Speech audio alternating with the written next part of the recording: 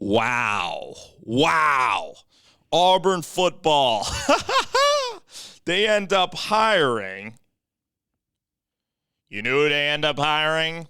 They end up hiring Austin Davis, who I remember as a quarterback for the Rams back when they played in St. Louis in the Edward Jones Dome, which was a fantastic place to view and watch football. I remember all the memories of Kurt Warner and Mark Bulger, Steve Smith of Carolina Panthers taking that touchdown to the house, Marshall Faulk, and Torrey Holt and Isaac Bruce, all of that. But anyway, I remember Austin Davis playing with Jeff Fisher and the Rams. Okay, he's 32 years old. He's only a couple years older than I am. He's now going to be the offensive coordinator at Auburn. Wow, he was just a quarterbacks coach just like Jake Heaps up there in Seattle for Russell Wilson. I'm going to read you now his qualifications to be the offensive coordinator, but actually I'll tell you the caveat after.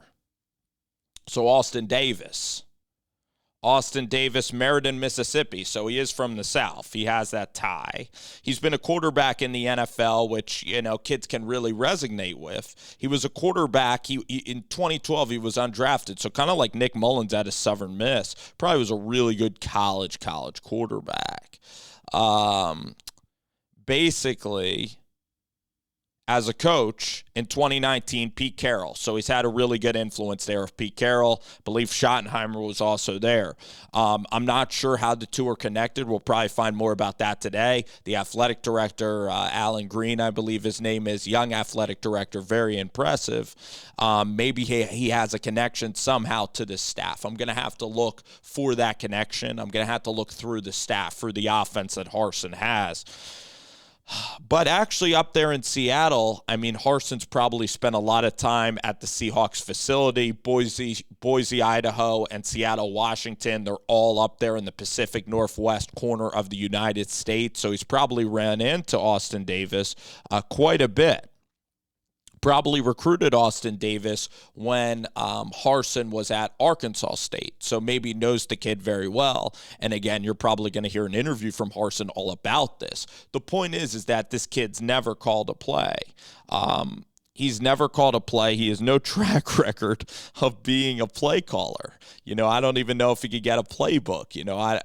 Again, I'm sure he knows concepts and he's played quarterback, but now it makes more sense that Bryan Harsin, who was an offensive coordinator at Boise State, then the head coach, and at Arkansas State under Gus Malzahn, it makes more sense now that Harsin is basically going to be calling the plays. Just like when Kenny Dillingham was there with Gus Malzahn, or was it Chip Lindsey was there with Gus Malzahn?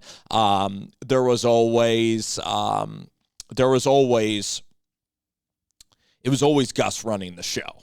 Even Kenny Dillingham, he'd never admit that publicly, but you just knew because he didn't really have impact on the plays or what was transpiring there with Auburn. So I know that Bryan Harsin is going to be pulling the strings on offense, and that worries some fans because that brings back the Gus Malzahn era for some Auburn football fans. Now, Bryan Harsin, he's off to a turbulent start. Because, when Auburn fired Gus Malzahn, say what you want about Gus, but he's at least an 8-4 coach, and he at least was a part of the Cam Newton National Championship team. And with Nick Marshall back in 2013 or 2014, they had the kick six and the prayer at Jordan Hare. And then with Trey Mason, they were able to then win the SEC championship over Missouri. So they were SEC champs, made it to the national championship, and were one defensive stand away from being two-time national champions. Which, wow. But Gus was always inconsistent, would always lose games he's not supposed to lose, would always lose to Ole Miss, always Alabama, of course, LSU. A couple embarrassing losses to LSU, bad quarterback development, Sean White. Of course, we all remember Jeremy Johnson and the hype of Jeremy Johnson being 6'6" and being able to run, and his game against Louisville and thinking he's the next big thing. But you look here at Austin Davis, and this hire for Bryan Harsin, it signals that Harsin's just going to take this head on here. And I like the innovation of actually bringing Austin Davis in from the NFL. I think you need to supplement the staff in a better way. I'm not a Mike Bobo fan at all. I think he's stubborn. I think he runs it too much. I think he's set in his ways. I think also they just used it to try to get maybe Gunnar Stockton to recruit to Auburn. The thing is with Bobo, like I really didn't like how he ended up leaving Shane Beamer. I didn't think that was a classy maneuver at all, leaving him that late in the process. Will Friend, I guess you could say the same thing for. I guess that Auburn was known as a better job than South Carolina, but South Carolina is coming. So I didn't love the Mike Bobo offense, and him and Harsin probably, batted heads. So Harsin's now getting his guys. And for Harsin, in this process, I know he's getting paid money up front, but it's still a lot of pressure for him. You're coming in from a group of 5 job in Boise State, which even though it's elite, it's Boise State. Nobody at Auburn knew by firsthand who Bryan Harsin was, and Bryan Harsin has had some really embarrassing losses this year. Auburn lost to South Carolina this year. Auburn lost to Mississippi State when they were up 28-3. They gave up 40 unanswered points to Mike Leach and Will Rogers. All right, so they went 6-6 for Auburn. So this is a coach, again, that nobody knew about coming in Bryan Harsin, that everybody was confused about the fit and the hire. Now, he did have a good win over Ole Miss. He did go to Arkansas and win, so it was kind of a mixed bag. He played Georgia. He did play a tough schedule. He was able to beat LSU on the road, but Georgia State could have been a loss. Penn State, you expected Bo Nix and that offense to be much better, but they were stagnant the whole game. Terrible offense the whole time in Happy Valley and Penn State. And really, again, like some impressive wins like LSU, Ole Miss at home, but the offense against Texas A&M was just not competitive. LSU could have been a loss. Georgia State could have been a loss. Not beating South Carolina, and they really need to get in a quarterback that is consistent. I mean, TJ Finley has not really been that consistent. Now, it is reported that I believe Tank Bigsby is going to be staying, and that is good. He is building a top 16 class. There are things with culture that I do like about Harsin, like how his team doesn't take the elevator, how they're running up steps, the conditioning is pretty good under Auburn.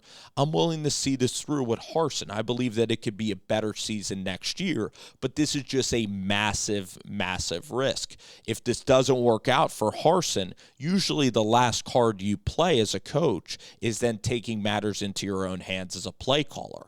I believe that you do need to add some sort of veteran to again help that room, supplement the offense in the quarterback room, or else it's just you on an island with Austin Davis. But it all makes sense now. Davis is an assistant. He's not going to be calling any plays, and he's going to have the same amount of power that every QB coach titled OC had under Gus, which was pretty much no power. So Austin is totally qualified to be a quarterback's coach. That's essentially what's going to happen here at the University of Auburn. But with Bryan Harsin, the turbulence of losing some of these games, the annoyance of COVID questions is annoying. And I don't like to talk about it at all, but it is a factor with the annoyance of Bryan Harsin. Now, some media outlets think that if he doesn't take the precautions of COVID, how his job could be in jeopardy. Now, I think we're already to January, so I think hopefully for Harsin, it's not a gosh forbid, a Nick Rolovich horrific situation. So, still a top 16 recruiting class. I think Harsin can improve, go 8-4 next year. They need to find the quarterback, obviously, and it's been a rocky start with Harsin. The Georgia State game was really embarrassing. Mississippi State losing to a rebuilding South Carolina, starting an FCS transfer quarterback, not finishing the job against Alabama. Derek Mason being very inconsistent as a defensive coordinator. there's a lot going into this, and now they hire a 32-year-old. I understand how Auburn fans are worried about Austin Davis. So, wow, Harsin's taking matters into his own hands. If this offense doesn't go, you're Boise State. You don't come, even though you won at Boise State, Chris Peterson won at Boise. So you don't come with the ultimate cachet. This is a little put up or shut up time now for Bryan Harsin at Auburn.